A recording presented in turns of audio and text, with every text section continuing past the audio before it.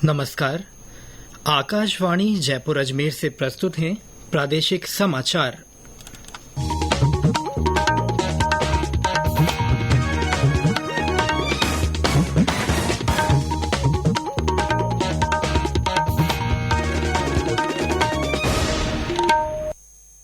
मुख्य समाचार। जम्मू कश्मीर में आतंकी हमला, अनंतनाग में आतंकवादियों के हमले से जयपुर के दंपत्ति घायल।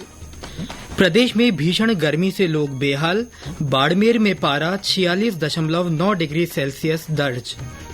राज्य में अवैध खनन के मामलों में जुर्माना राशि की वसूली के लिए उठाए जाएंगे सख्त कदम।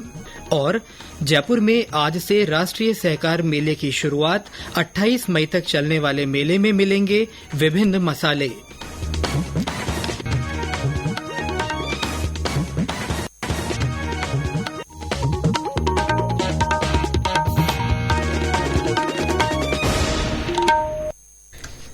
समाचारों के साथ मैं सिद्धार्थ जैन। और अब समाचार विस्तार से।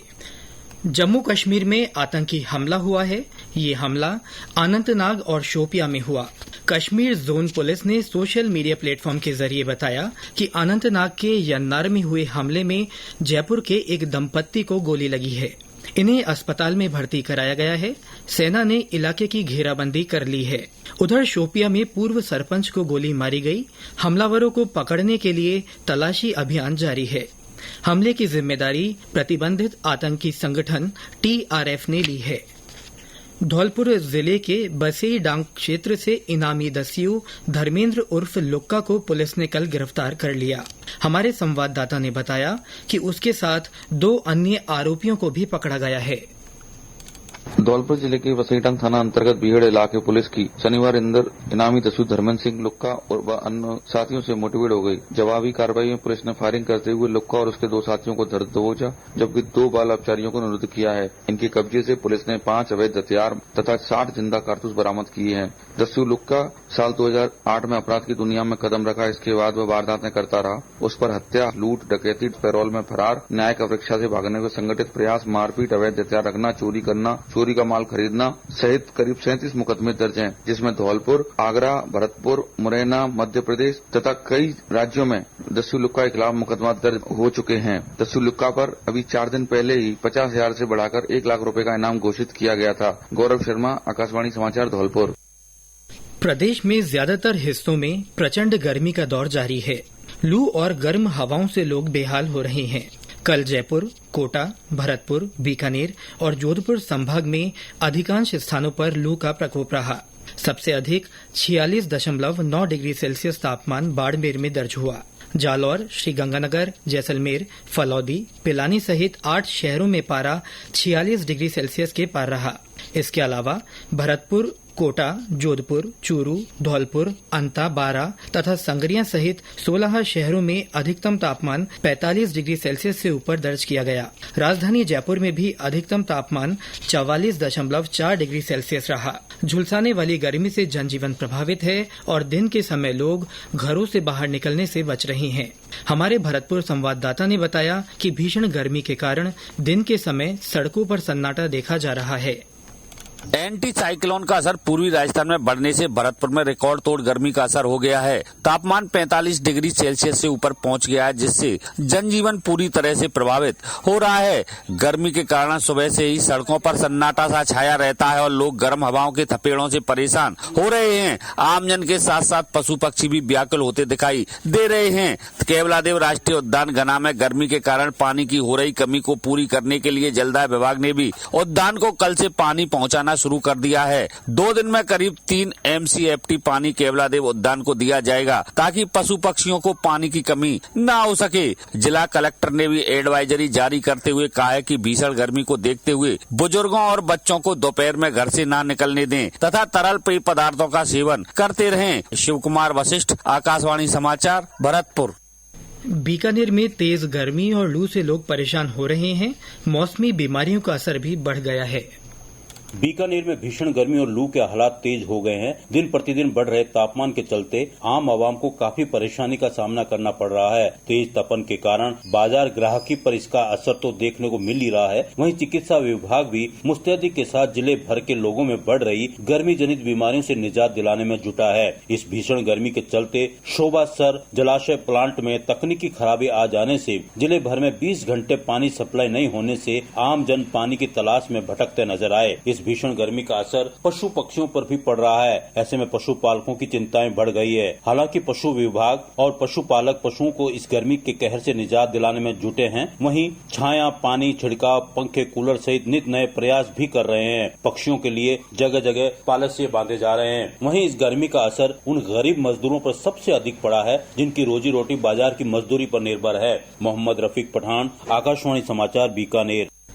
प्रचंड गर्मी के दौर में जैसलमेर में पानी की किल्लत देखी जा रही है। जलदाय विभाग पेयजल संकट को दूर करने के लिए अवैध कनेक्शनों को काटने का अभियान चला रहा है। अंगारे बरसती सूरज की तपिश से बाड़मेर में जनजीवन अस्त व्यस्त हो रहा है। राष्ट्रीय मरु उद्यान में वन्य जीव भी भीषण गर्मी के कारण व्याकुल नजर आ रहे हैं। नगर परिषद की ओर से सड़कों पर पानी का छिड़काव करवाया जा रहा है। इसके साथ ही पक्षियों के लिए परिंडे लगाने का काम भी जारी है। जिला कलेक्टर निशांत जैन ने जिले के ग्रामीण और शहरी इलाकों में सुचारू पेयजल आपूर्ति सुनिश्चित करने के निर्देश दिए हैं। मौसम केंद्र जयपुर से मिली जानकारी के अनुसार अगले 2-3 दिन तक अधिकतम तापमान में कोई खास बदलाव नहीं होने और लू का दौर करीब 1 सप्ताह तक जारी रहने की संभावना है। जोधपुर, बीकानेर संभाग के कई हिस्सों और जयपुर, भरतपुर, कोटा संभाग में कुछ स्थानों पर अधिकतम तापमान 45 से 46 डिग्री सेल्सियस के आसपास रहने के आसार हैं। ये समाचार आकाशवाणी जयपुर अजमेर से प्रसारित किए जा रहे हैं।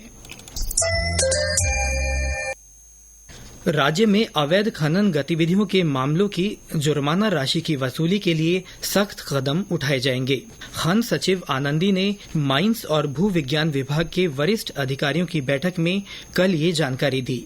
उन्होंने कहा कि राज्य में अवैध खनन की प्रभावी रोक के लिए ज्यादा से ज्यादा माइनिंग ब्लॉक्स तैयार कर नीलामी पर जोर दिया जाएगा।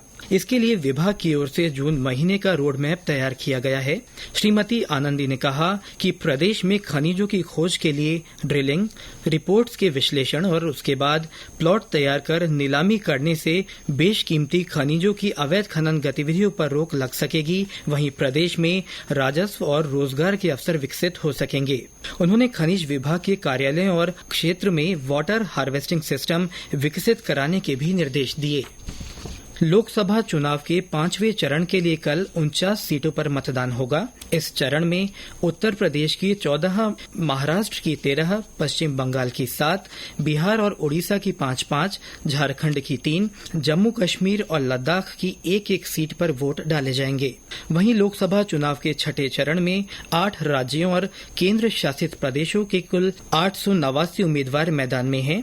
इनमें जम्मू कश्मीर के अनंतनाग राजौरी निर्वाचन क्षेत्र में दोबारा चुनाव के लिए 20 उम्मीदवार भी शामिल हैं। निर्वाचन आयोग के अनुसार छठे चरण के लिए 58 निर्वाचन क्षेत्रों में 1978 पर्चे भरे गए थे। इनमें से 900 नामांकन वैध पाए गए। लोकसभा चुनाव में धनबल और प्रलोभन को रोकने के लिए चुनाव आयोग के प्रयासों के कारण अब तक 8,889 करोड़ रुपए की अवैध सामग्री पकड़ी जा चुकी है। इनमें 3,958 करोड़ रुपए से अधिक मूल्य के नशीले पदार्थ जब्त किए गए हैं। आयोग ने मुख्य निर्वाचन अधिकारियों और प्रवर्तन एजेंसियों को निगरानी और अधिक बढ़ाने के निर्देश दिए हैं। जयपुर के जवाहर कला केंद्र में आज से राष्ट्रीय सहकार मेला शुरू हो रहा है। 28 मई तक चलने वाला ये मेला सहकारिता विभाग और राजस्थान राज्य सहकारी उपभोक्ता संघ की ओर से आयोजित किया जा रहा है। मेले में लोगों को देश और प्रदेश के प्रसिद्ध और श्रेष्ठ मसाले एक ही स्थान पर मिल सकेंगे। मेले में प्रवेश और पार्किंग निःशुल्क रहेगी। मेले के माध्यम से मसाला उत्पादक, किसानों और छोटी इकाइयों का ग्राहकों से सीधे संपर्क हो सकेगा। मेले में रोजाना आकर्षक प्रतियोगिताएं भी होंगी। और अंत में मुख्य समाचार एक बार फिर। जम्मू कश्मीर में आतंकी हमला हुआ है। अनंतनाग में आतंकवादियों के हमले से जयपुर के दंपत्ति घायल हो गए हैं। प्रदेश में भीषण गर्मी से लोग बेहाल हैं। बाड़मेर में पारा 46.9 डिग्री सेल्सियस दर्ज हुआ। राज्य में अवैध खनन के मामलों में जुर्माना राशि की वसूली के लिए सख्त कदम उठाए जाएंगे और जयपुर में आज से राष्ट्रीय सहकार मेला शुरू हो रहा है। 28 मई तक चलने वाले इस मेले में विभिन्न मसाले मिलेंगे। इसके साथ ही प्रादेशिक समाचार बुलेटिन समाप्त हुआ। नमस्कार।